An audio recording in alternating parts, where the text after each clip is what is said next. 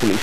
ছাত্রদল নেতা মাহমুদ টিটো ও ফেরদৌস রহমান মুন্নাকে দুপুরে নগরীর পিটিআই মোড় থেকে আটক করে থানার দ্বিতীয় তলায় নিয়ে একজনকে হাতের হ্যান্ডকাফ দিয়ে ঝুলিয়ে এবং অপরজনকে চোখ বেঁধে রাখা হয়। পরে তাদের উপর চালানো হয় অমানুষিক নির্যাতন। খবর পেয়ে বিভিন্ন গণমাধ্যম কর্মীরা ঘটনাস্থলে গেলে তাদের দ্রুত সরিয়ে নেয় পুলিশ।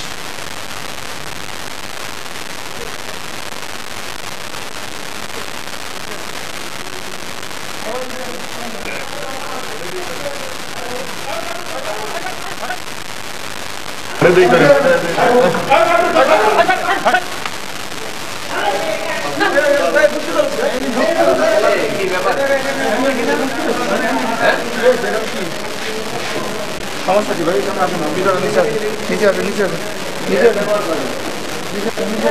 নিচে আসুন, নিচে আসুন। ইলিয়াস আলীকে অবিলম্বে